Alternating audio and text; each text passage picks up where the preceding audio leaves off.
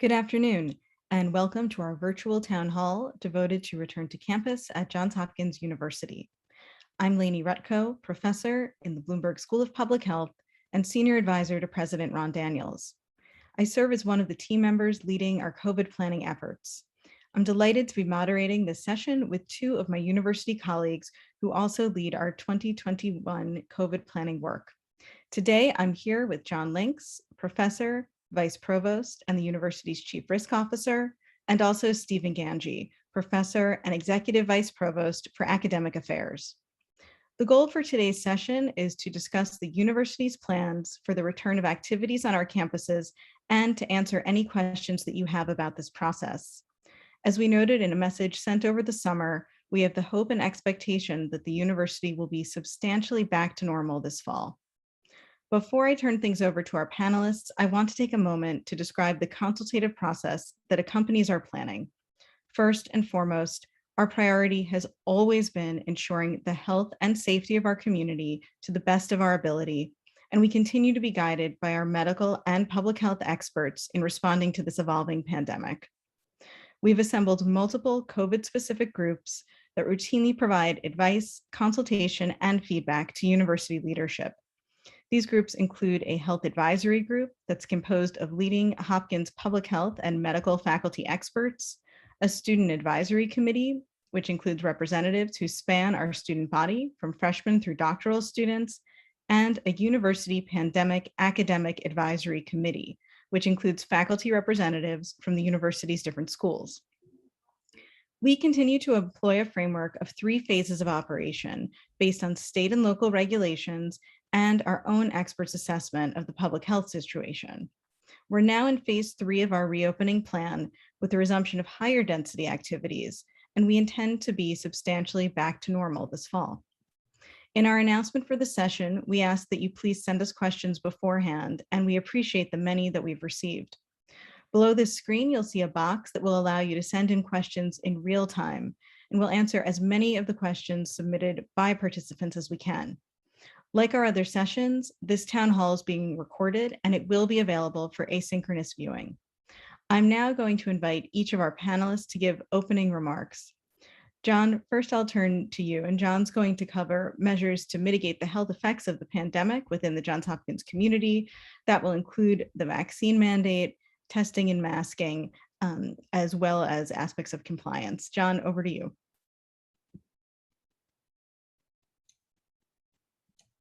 Good afternoon, everyone. I want to begin by just acknowledging the changing reality we're all living through. So this pandemic has had lots of twists and turns for all of us. And as you know, we've been adjusting our operating posture all along, and we're going to keep doing so. That means at some points we get more liberal and open up more, and at other points we end up having to put more restrictions in place. At this point, the big goal is to keep everyone on campus. So the thing we want to avoid doing, if we possibly can, is what we've called de-densifying the campus. We're trying not to have distancing in classrooms or labs or other spaces, unless, of course, if you're eating, in an attempt to have everyone back on campus. And so de-densifying the campus again would be the final adjustment or control we would put in place. We're going to make lots of other adjustments first, such as changes to masking and mandatory testing and eating indoors, in an attempt to never have to get to de-densifying the campus again. I also want to acknowledge the huge variation in attitudes about the pandemic, which translates to some people thinking we're not doing enough and others thinking we're going overboard and doing more than is necessary. For us, as Lainie said, everything we do is driven by a consideration for health and safety and driven by the science. And that's reflected in the guidance we get from our medical and public health colleagues and the comprehensive consultative process that Lainie mentioned. One final remark before I talk about some specifics. We, as Johns Hopkins University, have guidance. Johns Hopkins Medicine also has guidance. Because the School of Medicine is a part of the university, but is in many ways inextricably linked with the health system, much of the guidance that the School of Medicine falls under is Johns Hopkins Medicine guidance.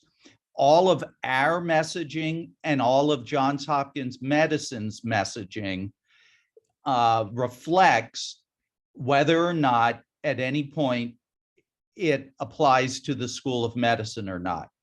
We know that's confusing for our School of Medicine colleagues, but that's the nature of the situation we're in right now. Okay, let me talk a bit first about our vaccine mandate. So as you know, all affiliates, students, staff, and faculty, either on campus, at a third-party work site, or traveling on behalf of the university, fall under that mandate. That means the only folks who don't fall under the mandate are those who are 100% work from home and 100% online students who don't engage in any in-person activities.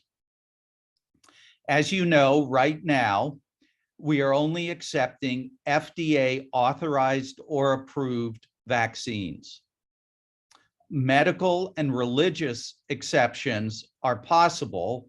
If approved, such a person would have to test twice weekly and wear a mask indoors, even when our current universal indoor masking mandate is lifted. Right now, we're running in the mid-90s% rates for faculty, staff, and undergrads in terms of vaccination rate.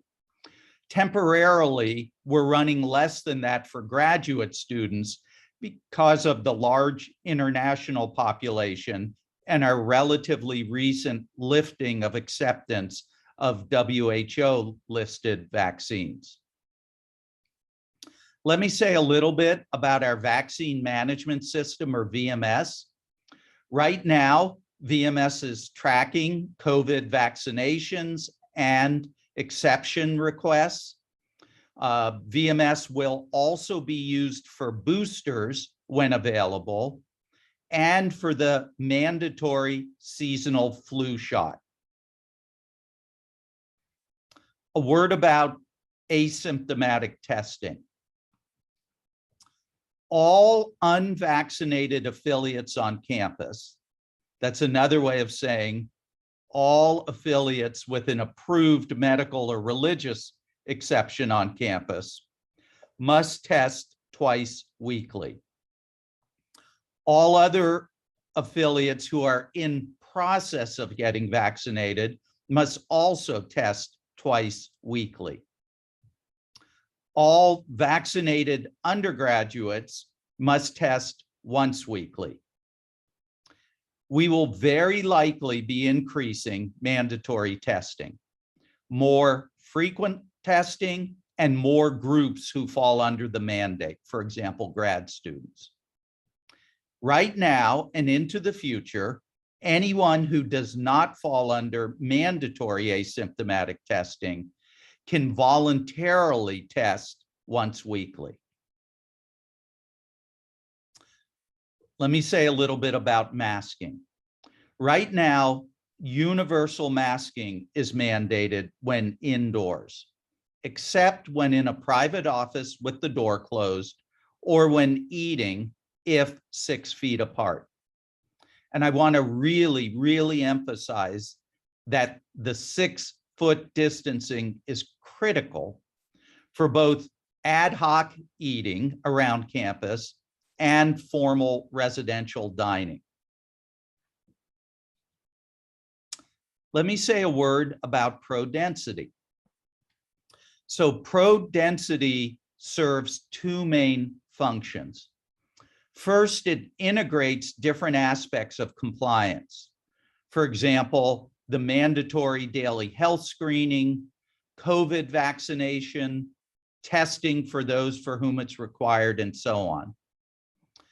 And the second main function or use is it provides a red or green pass on a every 12-hour basis.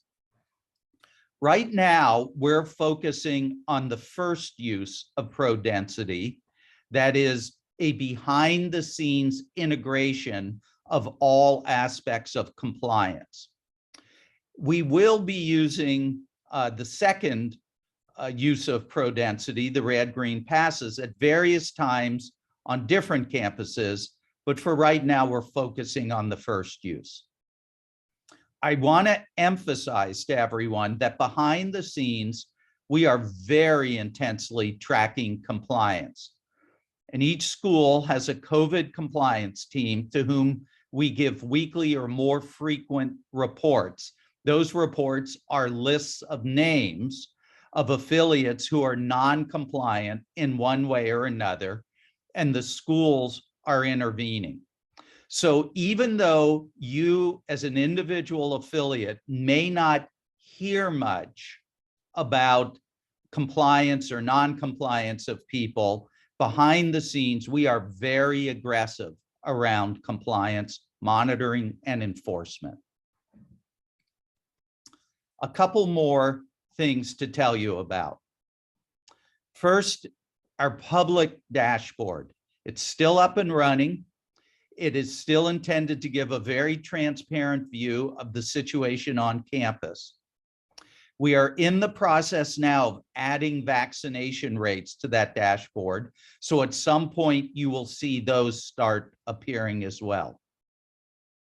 I also want everyone to be sensitive to the fact that since our vaccination rates are so high, most of our cases in affiliates are going to be in vaccinated persons.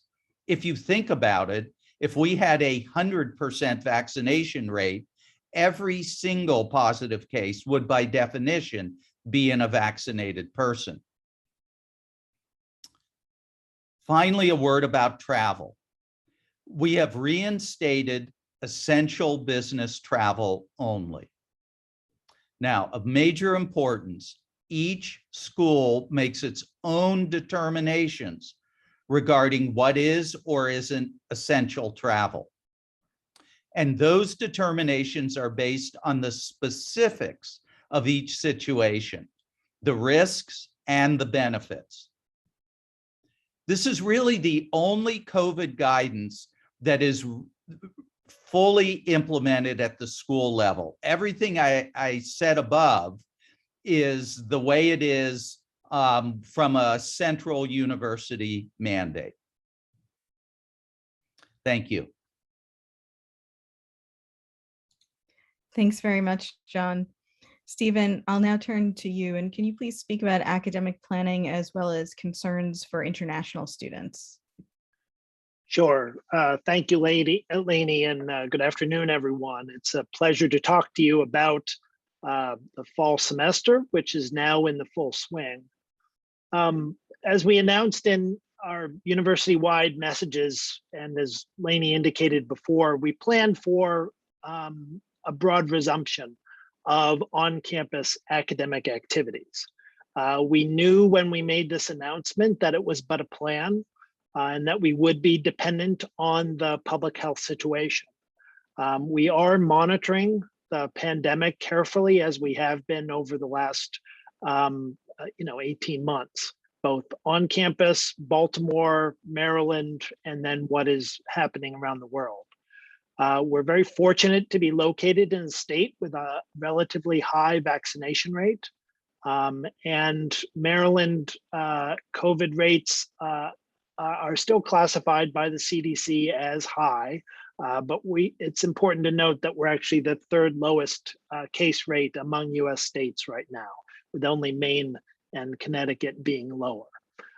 Baltimore, over the last several weeks, has been tracking along with Maryland.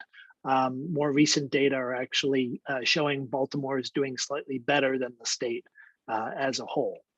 All of this has helped shape what the fall activities will look like. We've been learning from our experience over the last year. We've been learning a lot from our peers as well. And I think an important lesson that we've seen, that our peers have seen, has to do with where there are points of risk. I think that all of the measures that we've put into place have been purposeful to set up a safe environment. Whether it's a classroom setting, whether it's an office setting, we are balancing, the various public health measures and learning from our peers on what is important and effective. And I think it's fairly consistent that here and at our peers, instructional settings are very, very low risk. Of course, all of the measures that we're now taking with the vaccine mandate, with a continuation of indoor masking, with the continuation of ventilation and filtration of air, all helps for us to maintain those safe environments. So we recognize that there are increases in the overall rate of infection in the community, but we do feel that we are setting up an environment that is safe for people to return. Last week, the student affairs team, led by Vice Provost Kevin Schollenberger, moved in over 2,500 undergraduate students in residence halls.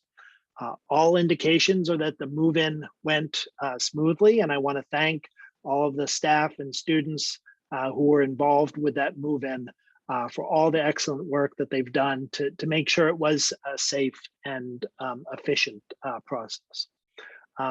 We did conduct testing at check-in, and there were a small number of students who did test positive that we were able to capture using our asymptomatic testing, and those students have been placed in isolation housing.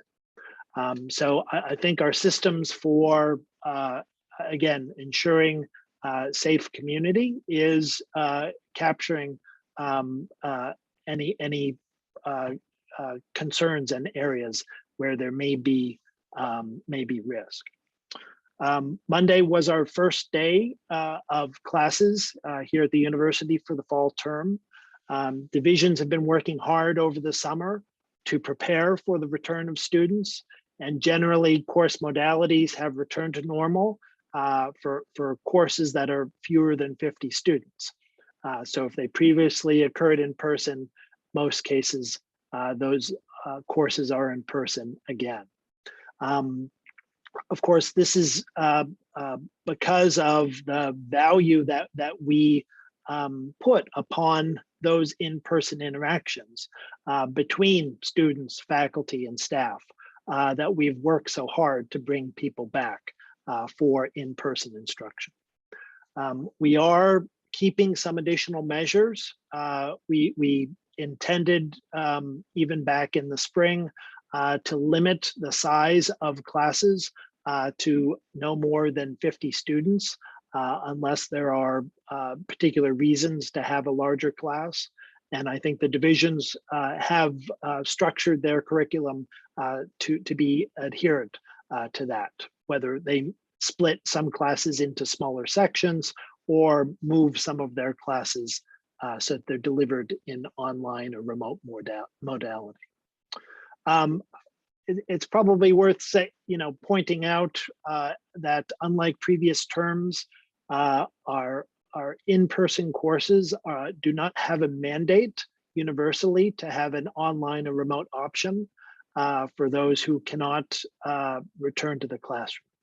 But it's important to note that it's not as though we aren't prepared to help students. And the way this is done is very dependent on the type of classroom. Some classes are recording their material and lectures on a regular basis and providing that to students. That actually occurred even before the pandemic. And so that's one way to ensure students have access to some of their material. In other cases, faculty will need to work with students on an individual basis to figure out how to ensure that they are able to proceed if they're not able to be in the classroom. Again, those are very dependent on the specifics of the classroom. It's worth highlighting that the basic protections that we've put into place and the policies and procedures that we've instituted through the Johns Hopkins COVID call center will continue for this fall. So the JHCCC continues to serve as a primary resource in case either faculty, staff, or students are test positive. If a student tests positive, they will be asked to isolate, and we will continue with a contact tracing process that's initiated by the JHCCC. And so if someone in your class tests positive, whether you're a faculty member or a fellow student, and you don't receive any contact from the JHCCC, that means that they've determined that you have not had meaningful exposure and that you're not at risk for infection. And I think our experience over the last, certainly last term in the spring term, as well as learning about best practices from our peers, really demonstrate that the approach that we're taking has a good track record for keeping us safe.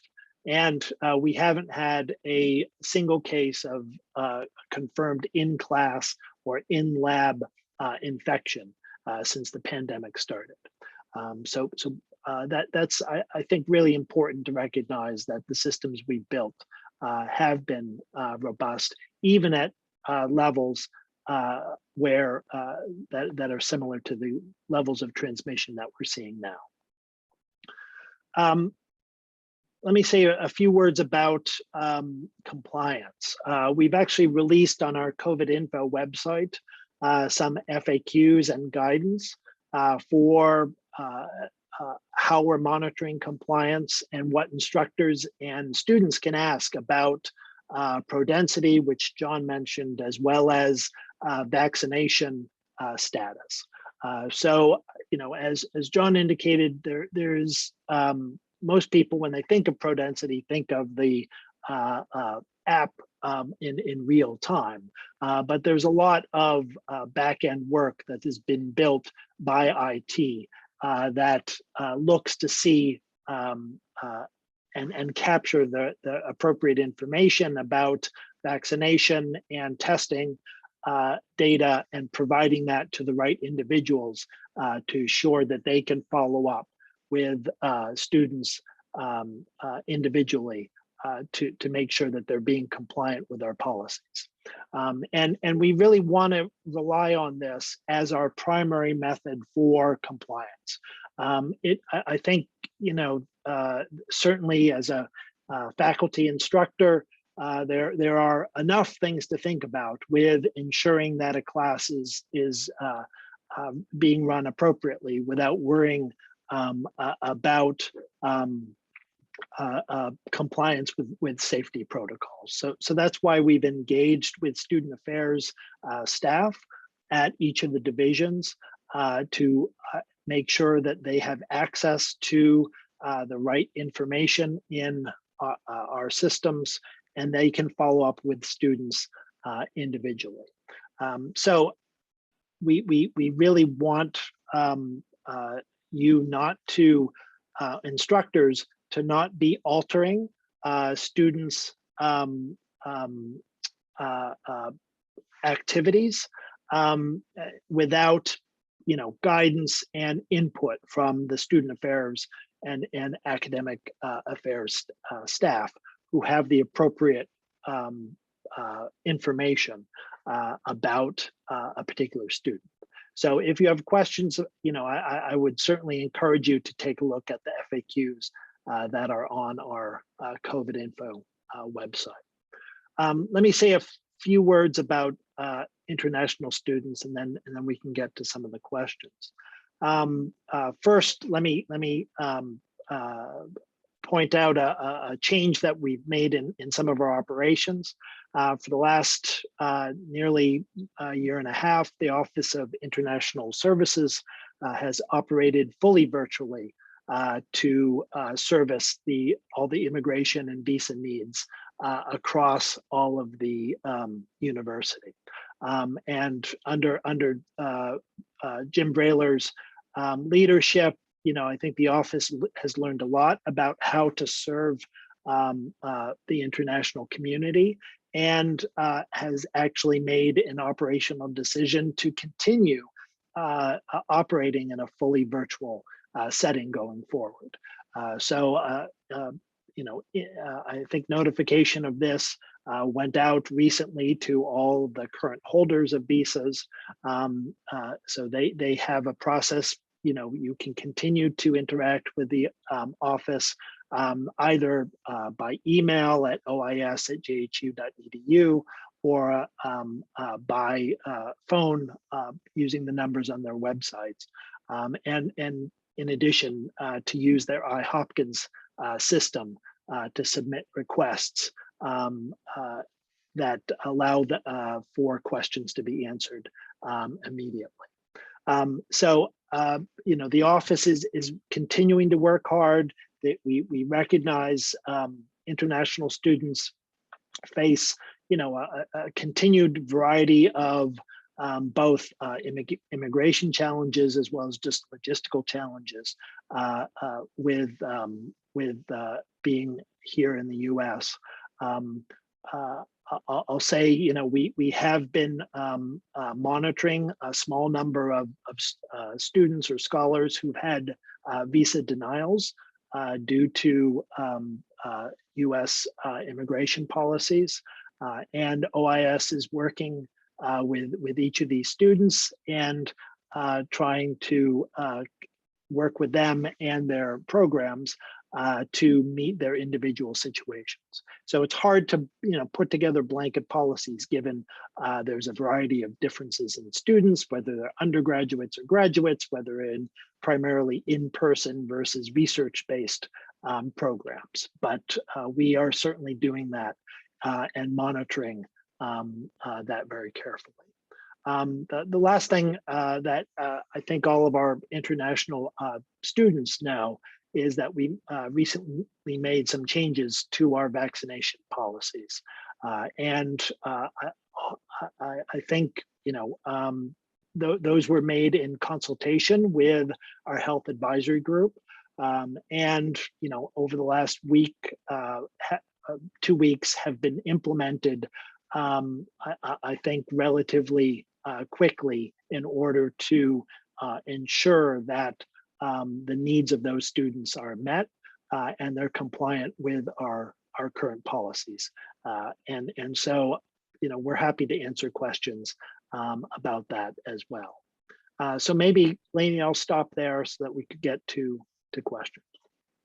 Thanks, Stephen. And I want to thank everyone who's been submitting questions. I'm keeping a close eye as they're coming in, and we'll turn to them right now. John, I'm gonna start with you. Can you talk through who is required to participate in asymptomatic testing, and does it include faculty and staff? So right now, any affiliate on campus, students, staff, or faculty who are unvaccinated must test twice weekly. That's mandatory. Beyond that, all vaccinated undergraduate students have to test once weekly. And of course, anyone else can voluntarily test. As we continue to monitor this particular surge that we're in, I said earlier, it is likely that we, in some ways, will increase mandatory testing. We do think that mandatory testing is one of several important control measures during a surge. Thanks, John. And question for you about masking. Can you please talk through what is the current masking policy relative to being in an office, door open, door closed? Sure. So I'm sure everyone is noticing that Lainie, Stephen, and I are not masked.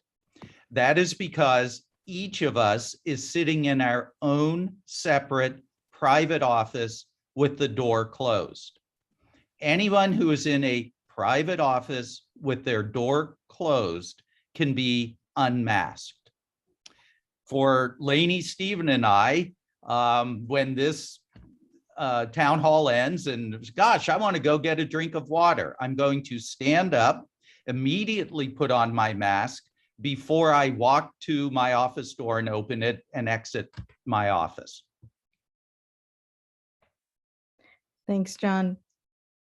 I'm going to stick with you, but switch topics. So we've had several questions come in. The essence is the university going to revisit the current plan for return to campus?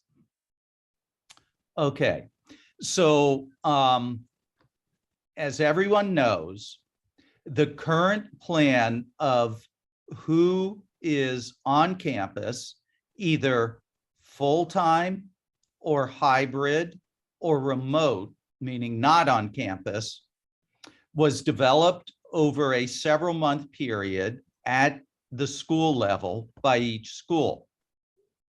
Our current plan continues to be to honor that work and the exact plans, school by school, that were developed, reviewed, and approved. So no changes right now. Earlier, I said that de-densifying the campus, meaning putting in distancing requirements indoors, which means fewer people can be on campus, is the last resort. It's the last thing we want to do. If we need to do it, we will. But we will implement an additional series of control measures before we do something like that. Thanks, John. We're also getting a lot of questions related to business travel. So I'm going to switch topics to that now.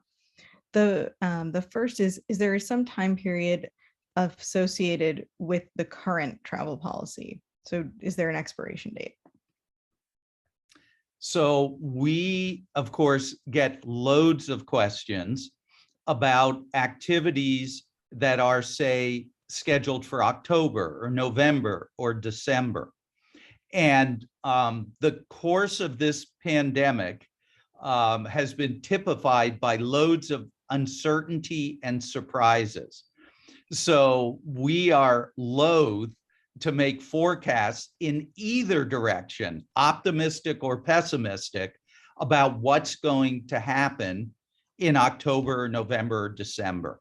Right now, we have reinstated essential business travel only.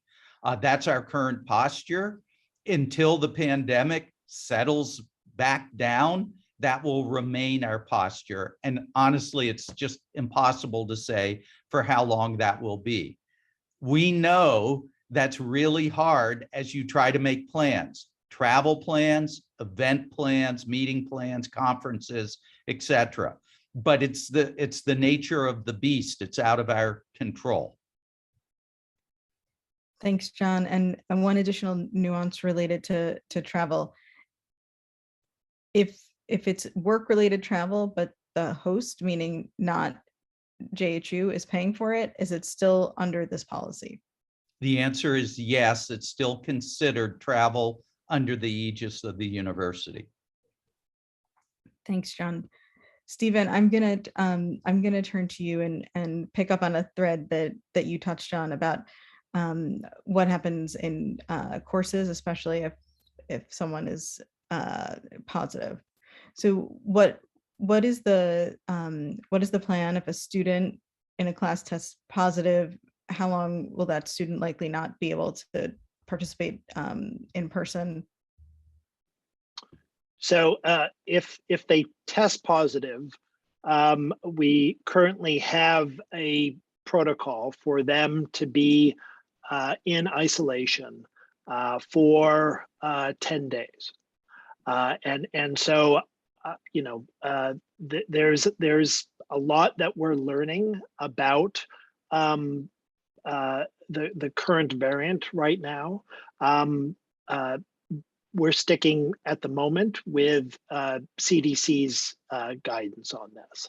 There are some schools who are looking to try to shorten that or to try to integrate testing as part of that as well. We'll continue to look at the data as it accumulates, but right now it's up to 10 days. Thanks, Stephen. And a related question for will faculty know if there is someone in their class, in their in-person class, who's not vaccinated, not even necessarily the person's name, but will they just know there is an unvaccinated student in your class? So we're not routinely giving this information out to faculty members. We are giving this information to student affairs staff in each division who have access to the vaccine management system. It's also important to recognize that this system has an indication of if you have submitted and had your documentation approved with vaccination, or if you have received an approved exception or not, or neither, none of the above, right? And so the staff is currently following up right now with all of the none of the aboves to make sure that they either get vaccinated or are applying and getting an approved exception. So that is certainly not the job of an instructor in a class. For the most part, we believe that most activities, by the way that we have set up the environment, will continue to be safe, whether it's a vaccinated student or an unvaccinated student who also has to be tested twice a week. In some small number of cases, there are adjustments that need to be made, and it's really the student affairs and academic affairs offices who should direct and work with a student and faculty member to make any adjustments in students' activities. It's really not something that we want individual instructors doing. Thanks, Stephen. John, I'm going to turn back to you and batch together several questions. The gist is, are we keeping tabs on the Delta variant, and are we prepared should there be a significant outbreak within the Hopkins community? Yes and yes. So we, like everyone else, is taking Delta seriously, but we've taken the pandemic seriously all along. You may recall last fall, we went remote when that had not been our aspiration to do so. So we have demonstrated that we can make tough decisions in the face of a pandemic trajectory that is not what we want it to be, but is what it is. Delta, as everyone knows, has some unique features, but as Stephen said earlier, in Maryland right now, we're actually doing okay. And the measures that we've put in place on campus and which we are committed to enforcing keep campus transmission low or zero. Since the beginning of the pandemic, for example, we have never, ever had a single case of either in-class or in-lab transmission. And we know that from our rigorous contact tracing. So the measures that we put in place and enforce are those that we think and now can demonstrate by evidence keep the on-campus setting safe. Thanks, John.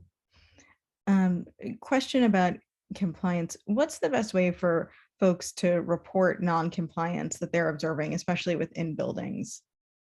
The best way is through the compliance hotline, the Speak to Us line that you can find in COVID info. And if you just Google Johns Hopkins compliance hotline, you'll get to it right away as well. We follow up on every single one of those reports. And thanks, John. Another question for you. This is actually batching several related questions together. What constitutes being fully remote for someone, and what does that mean in terms of compliance with the vaccine policy? That's a great question. So fully remote means the following. As an employee, you're at your home. You're never traveling anywhere on Hopkins business, not to a campus, not to another university work site, or not traveling out into the world on Hopkins business. If you're doing any of those things, you fall under the vaccine mandate. It is only if you are 100% working from home, literally 100% of the time, literally at your home, that you don't fall under the mandate. As a student, it is if you are 100% online. You never have to come to campus or some other meeting place with other students in the program. You never have to do an in-person internship or any other activity that would mean you are in person somewhere under the aegis of the university.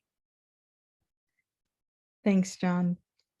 Stephen, I'm going to pick up on a topic you were talking about a few minutes ago, which concerns students who test positive and are unable to attend class in person. So can you say a bit more about what happens to classroom access for students that have to isolate or quarantine?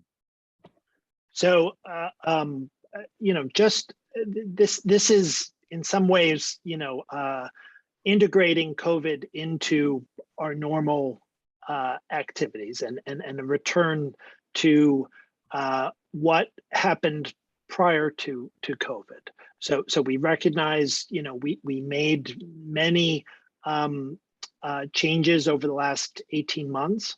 And last year, we made a mandate that every class had to have remote options because we knew some students couldn't be back. Our operating procedures now are much closer to what they were before COVID actually began.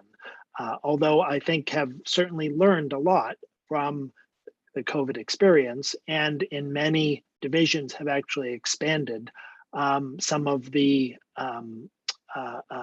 tools that are used for remote education. So right now, it really is very heterogeneous by classroom.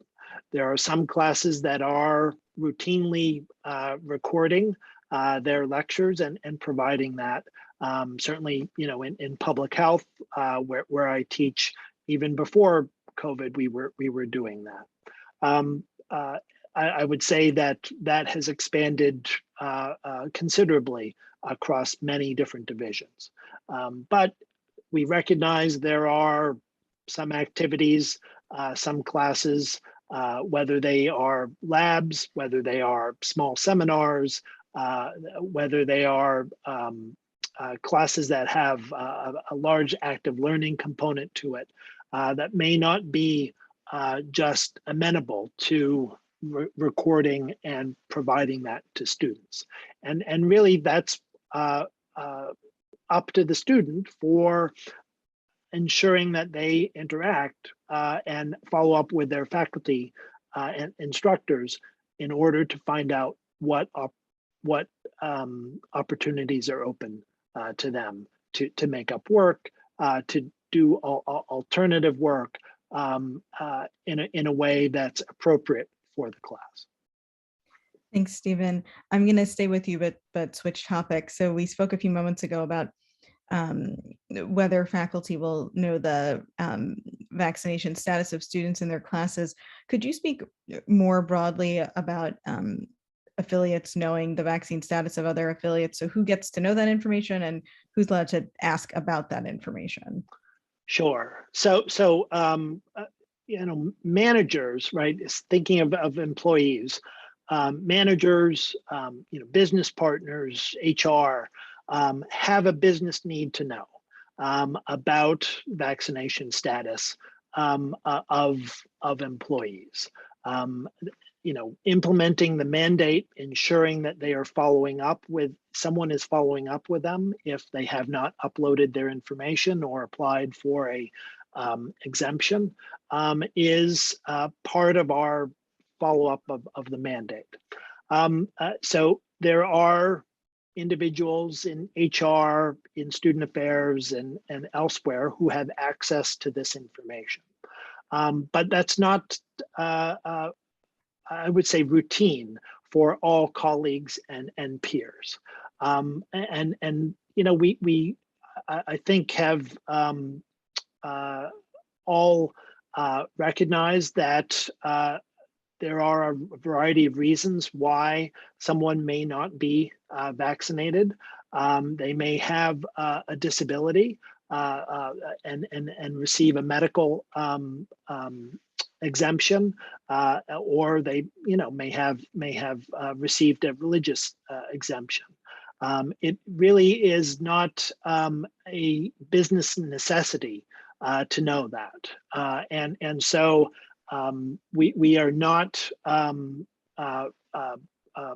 providing that information or routinely allowing anyone to quiz another peer or colleague or even students about their vaccination status. It really is if you're a manager and or in HR to have a business need to actually know someone's status. So nothing prevents, we can't regulate speech, and say, well, you can't ask a coworker.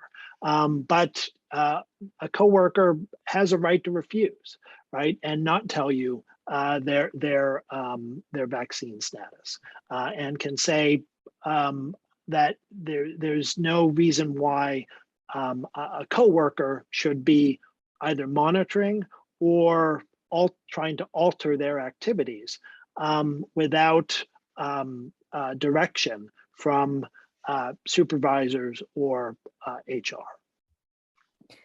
Thanks, Stephen. And for those who are watching, you've seen a banner flash. If you click on that, that will take you through to additional FAQs that are permanently publicly available related to this topic. John, I'm going to turn back to you. Can you talk us through the contact tracing process, and also what does it mean to have a meaningful exposure within that process? Sure. So we have not changed our approach to contact tracing really since the beginning of the pandemic, once we stood up the Johns Hopkins COVID call center. It is a focus on affiliates. So we are not contact tracing all people who a positive index case came in contact with, only other university students, staff, or faculty. The process starts with a pretty intense interview of the positive index case by the Johns Hopkins COVID call center staff, with then contact to close contacts. Close contact remains defined as anyone within 6 feet for 15 or more minutes, whether masked or not. Having said that, we're at the beginning of a school year where in classes, a student may not know his or her classmates well enough to say who was sitting close versus not. If the index case does know who was sitting close versus not, we handle it as we've always handled it. Otherwise, the entire class gets an email. They do not go into quarantine, but they're required to test. What it means is, as has always been the case, if you don't hear anything, it's good news. No news really is good news, because we are only contacting those who we have determined are close contacts or might be close contacts. Thanks, John. I'm going to stay with you, but change the topic a bit. How are we handling non-affiliates who are on our campuses, either walking through our campuses or they're for some reason in a building? So right now, the indoor mask mandate, of course, refers to everyone. And that includes guests who we have invited onto campus, as well as anyone who may have wandered onto campus and wanders into a building. We are reinstating the cadre of safety ambassadors that we had in the spring, and they will be monitoring masking and engaging with people indoors who are either unmasked or wearing a mask improperly, and we'll take it from there. We are not closing down the campus. It's a very open campus. We wouldn't really be able to close it down even if we wanted to, but we don't want to. What we are doing, of course, is very much controlling the environment in classrooms, in labs, in the library. For example, right now, non-affiliates are not permitted in the library, and other spaces. So that's how we're controlling exposures from non-affiliates.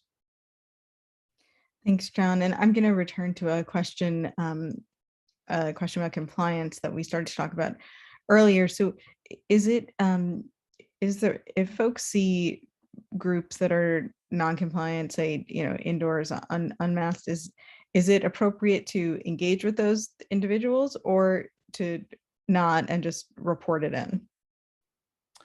I'm going to say you are absolutely not required to engage with those individuals.